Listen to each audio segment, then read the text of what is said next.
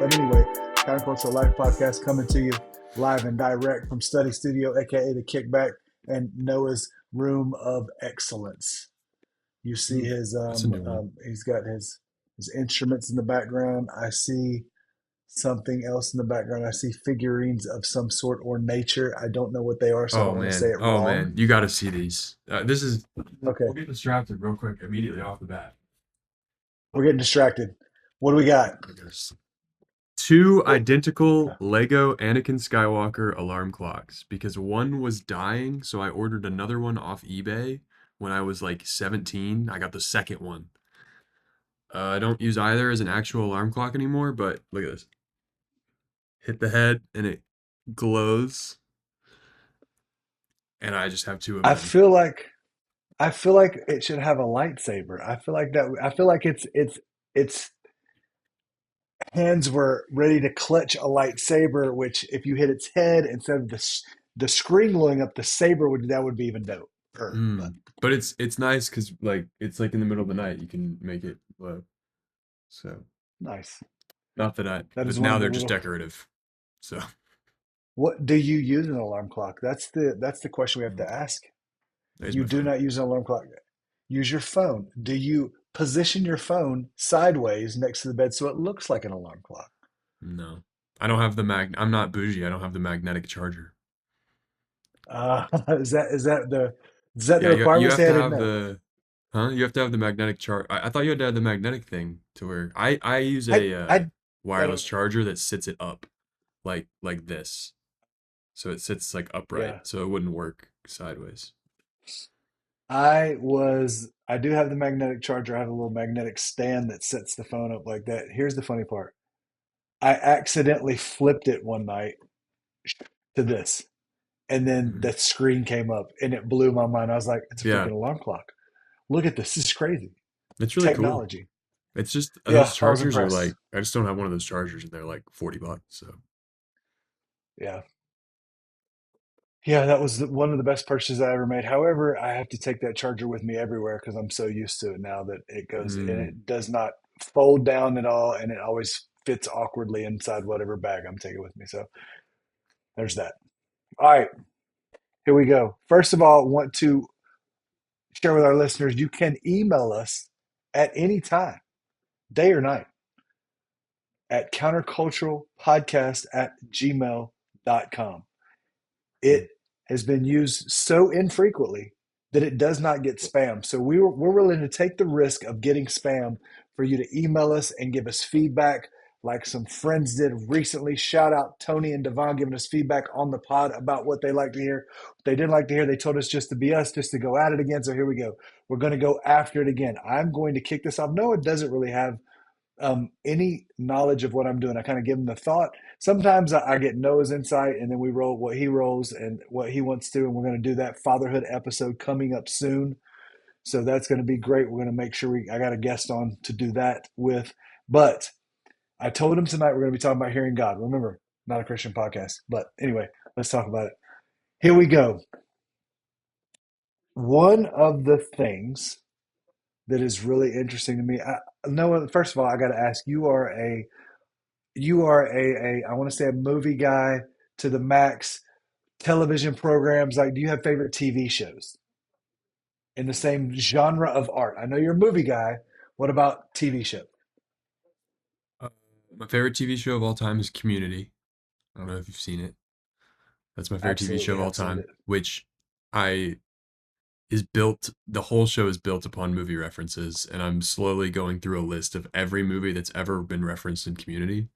So that's one of the lists Nice. I'm going through. Um, Other TV shows, Andor, the Star Wars show is really good.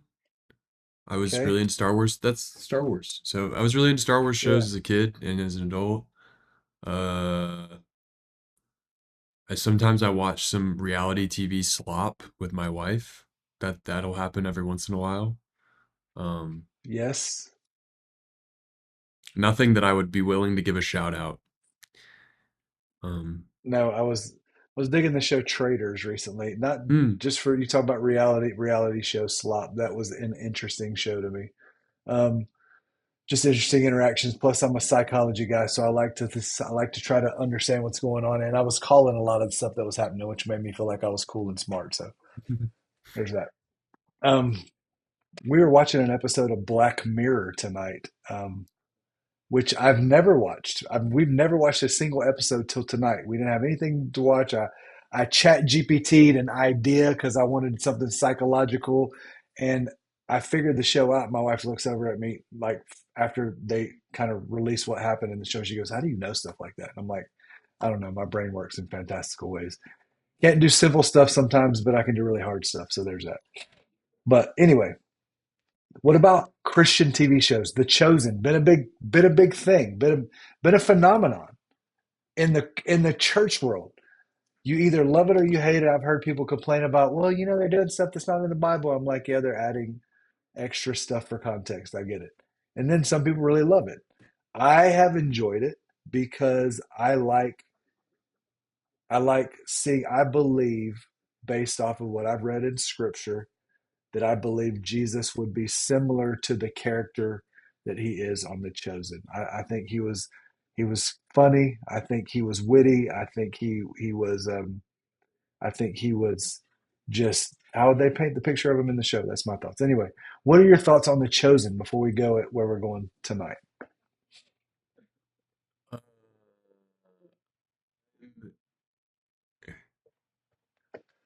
No, I've not fully watched it.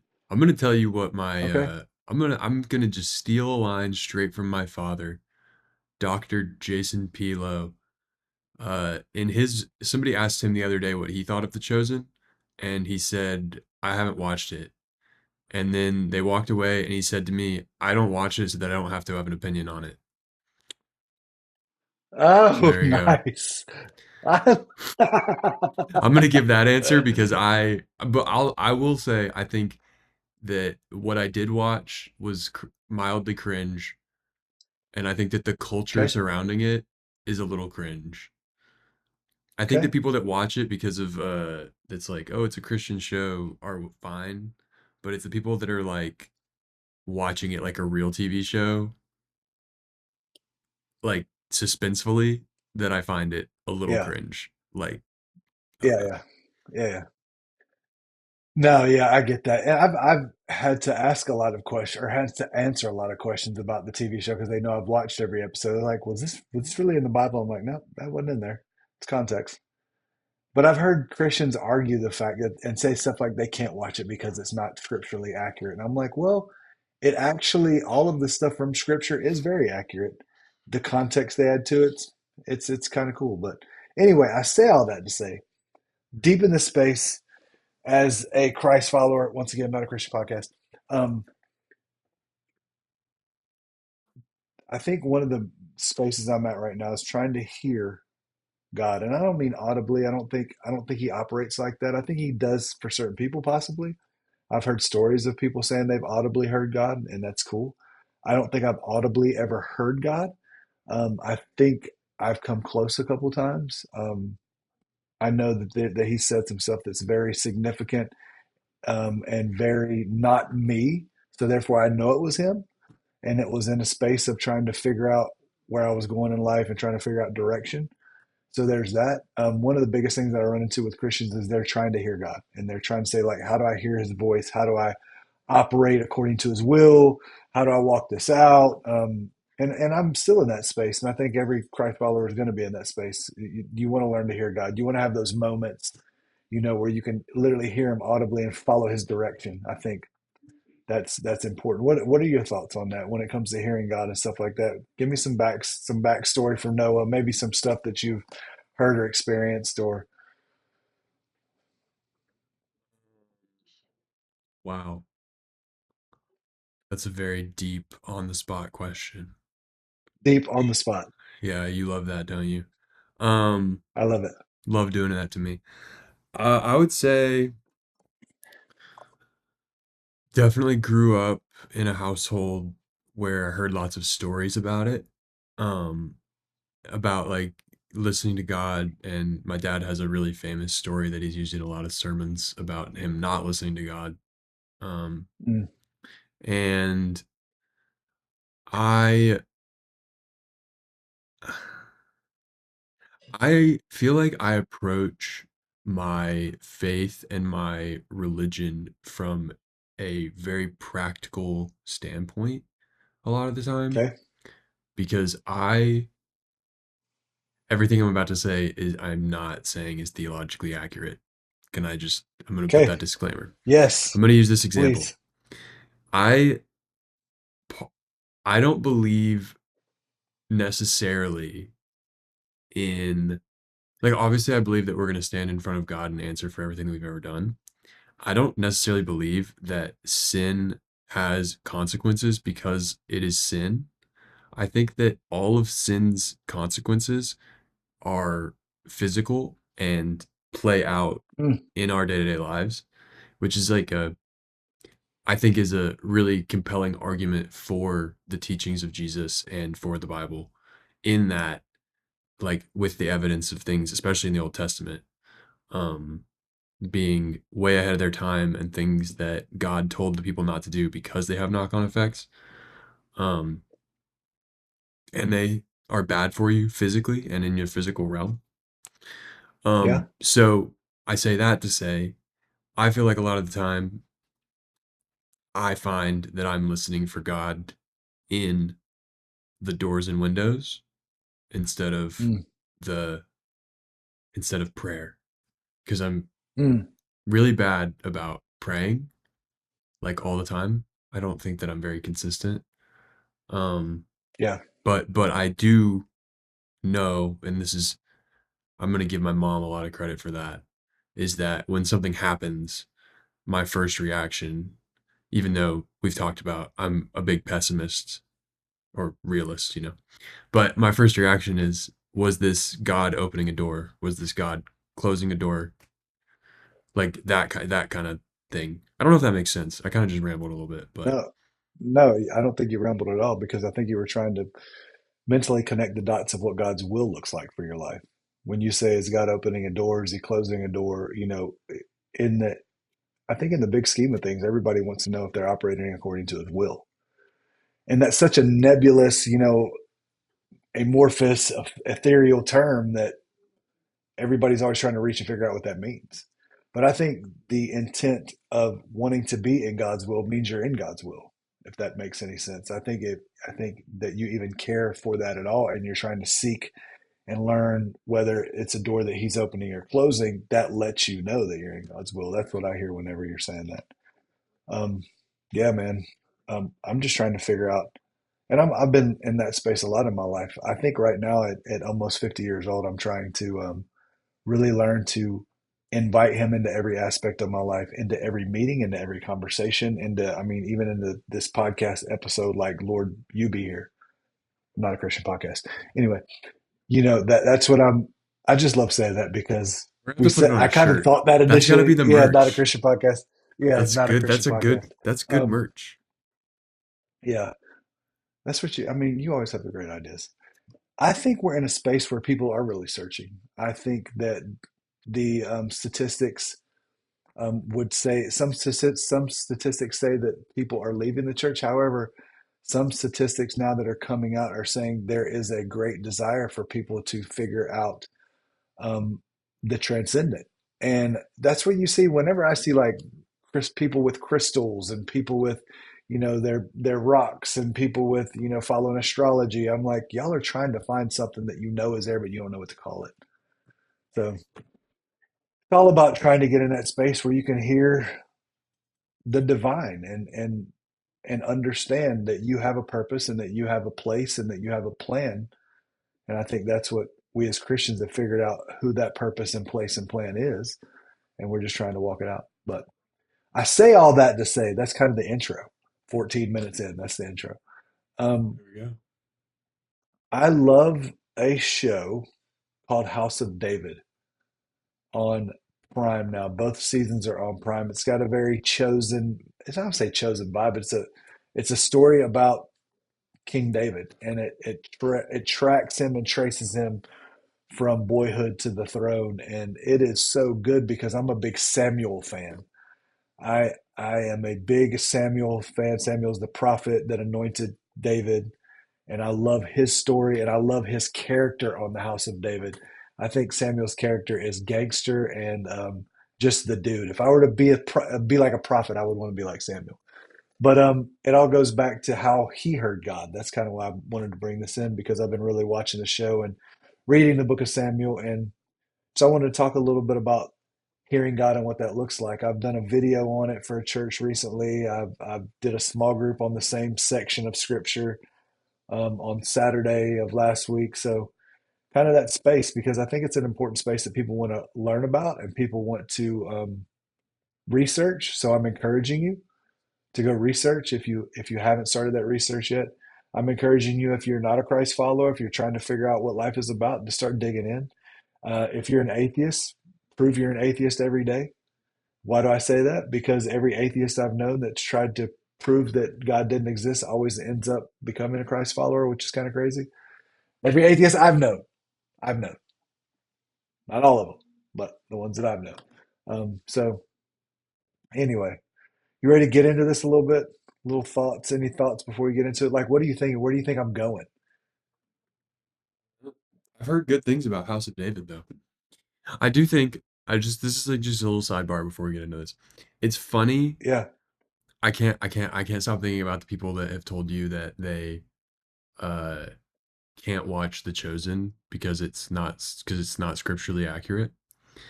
And I just want to know if they have that stance on all biopics and all period pieces. I'm just Yes. curious. That's like the first thing. The first thing that went in my mind is, do they feel this way about the movie Moneyball? Like, are they aware Yes. that Brad Pitt's character was not that cool? I don't know. That was just the Yes. first thing that went in my head. And I'm not even like I'm not a shooter for The Chosen, but that was the thing Yeah. that I thought of. So, But that's a great point though, because they're quick to not discount that. But it's yeah. see, I love me that. personally, I'm consistent. I care about it across the board, but that doesn't mean I'm Yeah. not gonna watch it. Yeah. Moneyball's a Yeah. great movie. It's one of the best movies ever.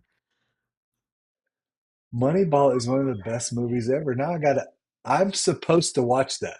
You haven't So seen there's Moneyball? 4 or 5 movies that no, I Whoa, haven't seen what? Moneyball. Dude, my mom hates movies, right? And I think maybe this was just at a time in my life because, our relationship has ebbed and flowed, oldest kid, all that stuff. But she took me, just her and I, and this just got brought up recently because she didn't remember this, but she took me to see that in theaters, just the two of us, and it was awesome. It was a great movie, and like she doesn't like movies, and she left and was like, "Oh, that was a good movie." So it was like nostalgic for me because of that. But Nice. it's on people's lists of top movies of the 21st century. So you will love it. Like Okay, you will love it. let's briefly digress into movies just for a second before we get back to House of David. First movie that you ever remember going to that someone took you to. The B movie. What was it? The B movie The B movie. with Jerry Seinfeld. What is that? You're kidding me. You don't know the B movie? No. Barry B. Benson? No. You like No. jazz? You actually don't know. You need to ask your kids. No. They're gonna be there's no way that they're gonna be like, there's no way you haven't seen that. No. No. No. I'm I would ashamed now. I haven't seen Moneyball or the that B movie. that movie is it's a kids movie, but it's really good. It's about a bee who finds out about the how humans are stealing the bee's honey and starts a court case against the honey corporations to get No, all the honey I'm production intrigued. shut down. I'm intrigued. I'm It intrigued. makes I'm it gonna have to sound check way it out. more like intense than it is, but there's a line from that movie because he rizzes up a girl, like a human girl, and hit like Barry B. Benson, the bee, played by Jerry Seinfeld, and this human girl are kind of like they got like a thing, which is really funny to me. And there's a point where like everything goes awry And then Barry B. Benson goes, "How about a suicide pact? I sting you, you slap me." And she says, "Doesn't that just mean you die twice?" And that's one I of gotta my look. I favorite. I know it. I have a feeling I've seen this now. I haven't seen the movie, but I have a feeling I've seen elements of the movie or heard elements There's of the movie. literally no way. It is so embedded in the cultural zeitgeist of culture for 18 years probably. It has been embedded in culture. Okay, Like I'm gonna Shrek. share the Like on a first. level of like Shrek. I had no idea. I'm gonna attempt to get some cool points from young Noah right now, and show my age all at the same time. Cool points and age all at the same time. Can I You ready? guess? Can I guess? Yes. Was it A New Hope? No. Nope. Okay. All right. Nope. Showing my age and getting cool points. I think you'll think this is a classic. The Outsiders. Okay, Saw I'm it familiar in with that movie, but I haven't seen it. that. Okay, that see. I don't know how you being a movie connoisseur But like I'm you are, not. have not seen The I'm a Outsiders. young movie connoisseur. I'm catching up. That's my whole thing. Listen to who's in this movie. The Outsiders. The Patrick Outsiders? Swayze. Yeah, Patrick Swayze. 1983. Yes, Emilio Estevez. Um, Oh, Ralph wait, Macchio, Charlie Rob Sheen, Lowe. Tom Tom Cruise. Holy. Oh, that's Yes, crazy. That's a crazy. yes. It's not on anything. It's not on any streaming services. Whatever. I'll rent it. It's a I Francis Ford Coppola joint. yes, yes. That's how I was. I thought I've you. heard I of thought it. I would give. I've heard of it. I I haven't my even seen uncle, my Apocalypse dad, Now and mom yet. took me. Oh man. Oh That's what yeah. I'm You saying. you I'm get trying to catch up on all this.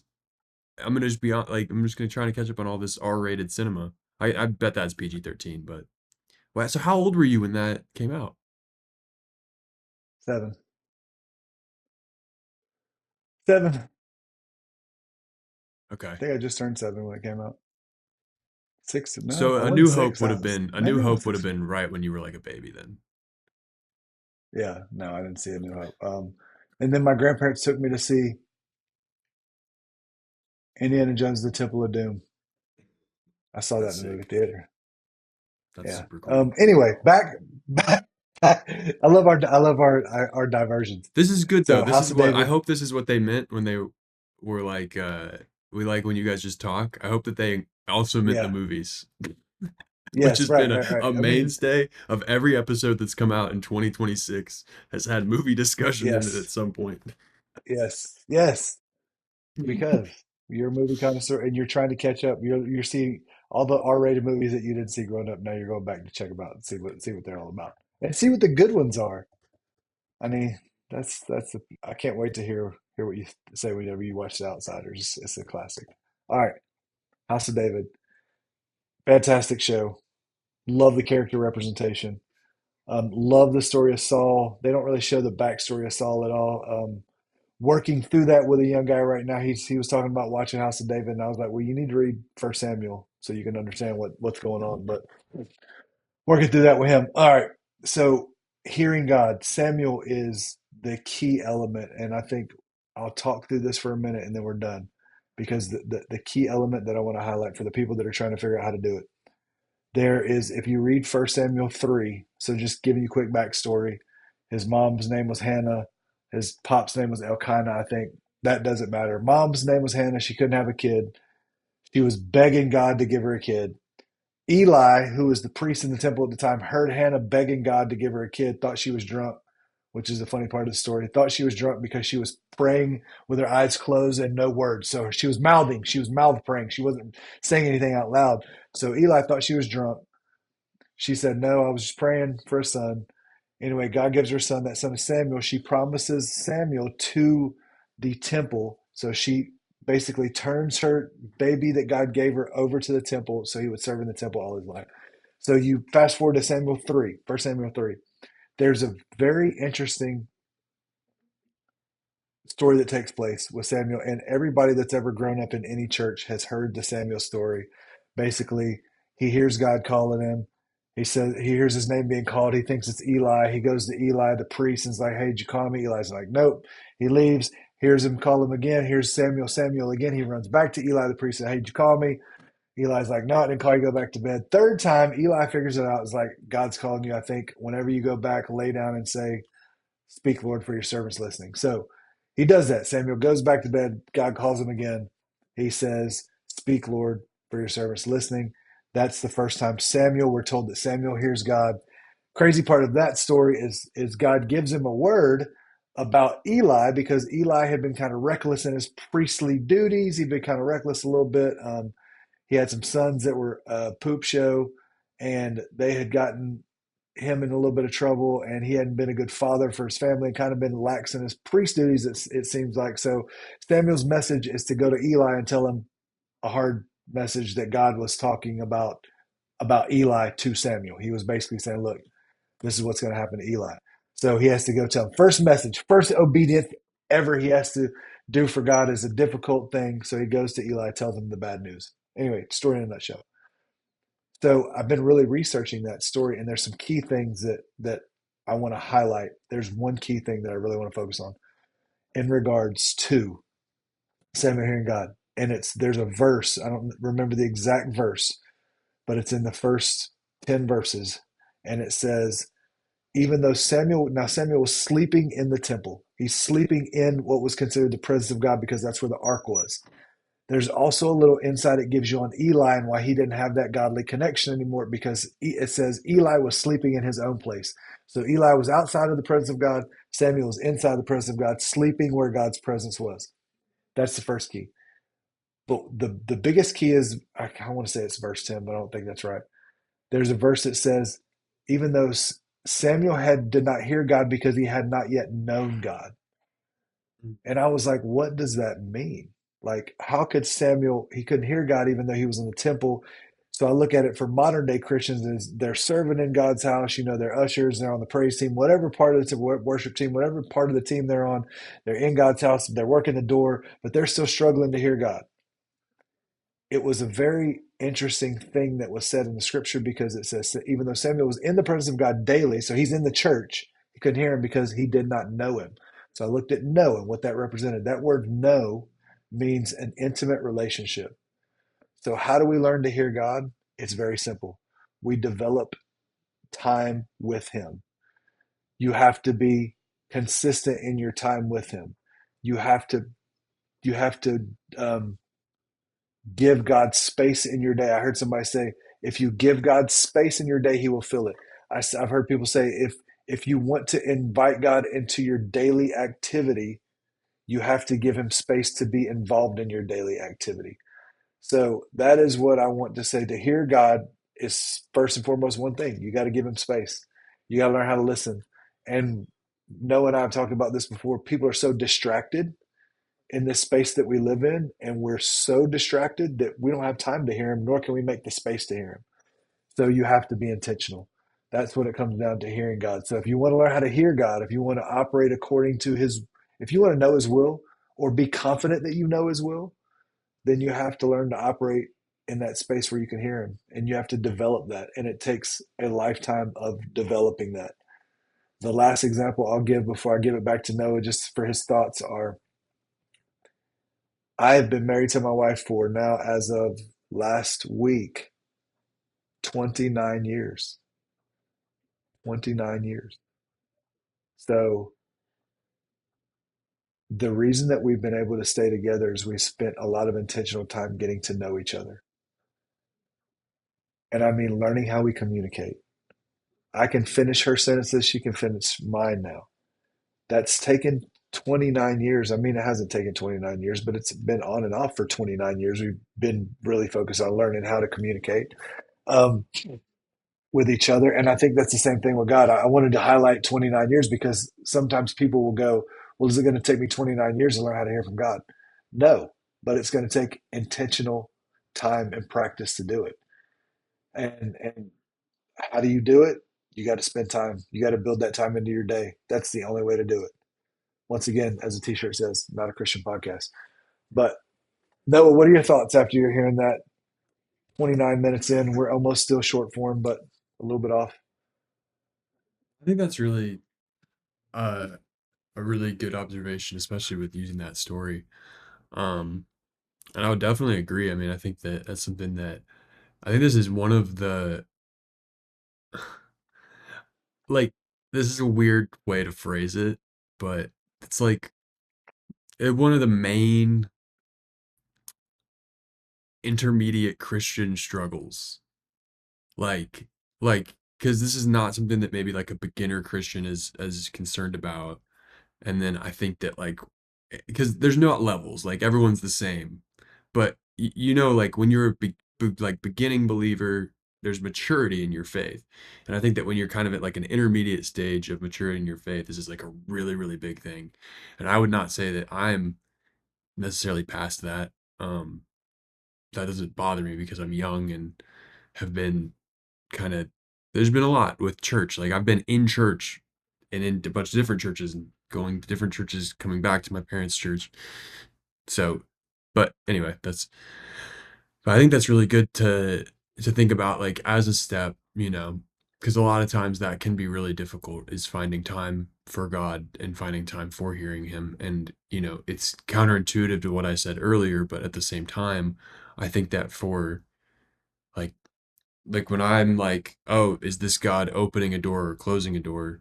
The answer for that is in prayer and listening Yeah. to my own wisdom, which God gave me as part of creating me, or what his scripture says that it could be applicable to the situation. So those two things both take time. Like you might have to dive in. You might, you know, if you want to, you could go on Chat GPT and be like, what are 100 verses about this? You know? And that's not Hey, a so watch this. Hang on, let's put him on. I'm not endorsing Jacob, Chat GPT by saying that. well, he's not endorsing ChatGPT. Jacob, are you there? Yeah, wait, what? You called in the middle of a podcast episode, so I answered the phone in the middle of a podcast episode because I mentioned you earlier. Huh? Okay, he has a great question. What he said, David goes out and kills Goliath. On the show House of David, there's this interesting scene, Noah, where it gives kind of Goliath's backstory a little bit. And it talks about the brothers. There, it shows him in the cave where he lived with his mom, and cool context of the story that has been translated. We know Goliath had brothers. We do know Goliath had brothers. Okay. Noah, do you agree or disagree with that? Goliath had brothers. Yeah, I mean, but they could have been like brothers in arms or real brothers, but I don't really Yeah, think it yeah, yeah, matters. yeah, yeah, yeah. Noah said they could be brothers in arms, but he hadn't seen House of David. But Noah's my podcast host with me. He's my podcast producer, so he's talking. You can't hear him. I wish you could. Okay, so no, Goliath's got brothers. That's what you're saying. Yes, Goliath did have brothers. Some of the Jewish midrashic text says that. So anyway, keep going. I believe it says that. I know it says it somewhere. Okay, so Jacob calls in the middle of the podcast. He's asking about the House of David show that he said he is binge watching right now. Jacob is a newer Christ follower, getting deep into scripture, trying to understand things. He sees House of David. He's asking me about Goliath's four other brothers from the show House of David because there's a scene in House of David that shows Goliath. It kind of gives the backstory to Goliath. It's an interesting backstory. It brings Goliath's mom into play. Um, the mom, who we find out had sexual relationship with a fallen angel. Crazy. That's how the Giants got here. Anyway, she's that's part of the show. That's part of the show. That's part of the show. So Oh, we're so he back. goes They in. wanted us back, and we're so back. He wanted us back, and here we are. Yeah. So there's that element of the show where she has sex with the fallen angel, and then the brothers come about. That's why they have the four brothers. But Jacob's question was like, what happened to the other four brothers? Well, as I let him know, like there's they're adding stuff to the show to give kind of some backstory and to tie the show together a little bit, adding some interesting elements. However, that's not in the Bible. We do know. I don't know where I don't know if it's referenced in the Bible, but we do know that David didn't just grab five smooth stones because he was afraid he was going to miss. He grabbed five stones because Goliath had brothers, and he was going to have to take them out some way. We don't know if they're talking about like what Noah said, brothers in arms, or actual giant brothers. So there's that. So that was what just happened. It was cool that he called in. Right, we're talking about this. Didn't know that was going to happen. Didn't pre-plan that. Shout out to Jacob. Shout out to Tony and Devon one more time, just so you can say you heard your name on the podcast, because he also mentioned that my friend Tony wasn't one of the people of influence that I mentioned, and I was like, my bad, I didn't know. So love you, bro. People are listening Shout though. out Tony. That's good. People are listening. All right. So on that note, let's close it down. Any closing thoughts, Noah? The man that has to put all this together, chop, unchop, script, unscript, edit, all that good stuff. I'm gonna have to He remember to makes a lot actually of have to money for chop doing this that. He one. doesn't make a whole lot. Yeah. He makes a whole lot Um, of money doing this. No, he doesn't make hardly any money doing this. So shout out Noah. I'm gonna do a quick 3 minute shout out. I think this will take. 3 minute shout out. Last night, this will be a little outdated by the time this episode comes out by a little bit. We had the opportunity to have the Christian rock metal band Seventh Day Slumber at our church. And the opener was the lead singer's daughter-in-law, and her name is Magdalene Rose. Which if you like good music and like heavy music, like metal, you should check her out. But anyway, she has recently been in some controversy online, because some churches that Seventh Day Slumber was supposed to go perform at and that she was opening for them canceled the shows because they said, quote, she looks evil. And Oh, so I'm gonna give her a shout out because she's super cool. And I met her and got to talk to her, and she put on an amazing show. And she's a super cool human being, and was very grateful to our church for not canceling. We were like, "What are you talking about?" Because like, she's just a cool human, like genuinely kind, and talked to a bunch of like teenage girls, about like she talked in her show about self-harm, eating disorder that she went through, and like a bunch of things that was her testimony that I know that there were a lot of teenage girls that definitely were impacted by it. So I want to give her a shout out because she's awesome and you should check her out because she's a really cool human being. There's a lot of news articles that have been written about this in the Christian space. Um, so check it out. Madeline Rose? Magdalene. Magdalene. Yep. Yeah, because if you type in Madeline Rose, you get That's a got to be an country singer. So I got OnlyFans. to make Oh, sure. We're all the way back. All right. I thought that's where you Mag. were going. No, Magdalene. Magdalene. Oh, I mean, Magdalene Rose. She's a This is bit sort my of dark, thing, but okay? I'm not trying to be God's wokest soldier here. The lead singer of yeah. Seventh Day Slumber is a 52-year-old man with a green mohawk. I'm just gonna throw that out there. Like, if you think that Magdalene Rose looks evil, but you're chill with the 52-year-old with the green mohawk, I just think you're sexist. And I there we mean, go. I would agree with that. Like, I mean, Because the you're gonna churches get me were like, fired up. they can come. The churches were like, Seventh Day Slumber's fine, but she's not. which let me just be real. Can I just be real? As I we're all the way back. Absolutely. Look, that's. I wish I could pull the microphone closer and say this. That's half the problem with churches. That's half the problem. You guys are so worried about what somebody looks like that you won't invite them in. What's her lyrics sound like? Is she a good person? Does she love Jesus? That's all I care about. The rest of it, shut up. Because you're making those of us who don't care about stupid stuff like that irrelevant to the rest of the world. So stop making us irrelevant with your. Ooh, I can't say I want to say it, but I'm done. All right, this By the episode's way, out. I'm just like we're 43 minutes in. I'm just now realizing that you're definitely using the mic from your computer, not your microphone. Which is fine. It sounds fine, but it's just that explains why when you were trying to put the phone up to the mic, that's why that didn't work. So you got closer to the Why was microphone this? for that, and it Why was didn't this change happening? the volume at all, which is really funny. But anyway, unrelated. See, hey, new guys. Look, Not Noah. Noah's not new. I'm new. we're just back. This is just us being We're back. back. mic issue, with technology issues, the Nephilim mentioned, okay? Like, wait, Shout out to fake Christians. my boss just texted me that the Pawn Star guys came to our trade booth at the convention he's at. Things are happening. Things are happening. It's big stuff happening in the world right now. Shout Hold out on, I Pawn just want to. Stars. Here, wait, I'm gonna zoom in where you can only see the Pawn Star, not anybody else. There we go. Look at that man. Nice. He's Nice. there. Nice. This will be on LinkedIn tomorrow.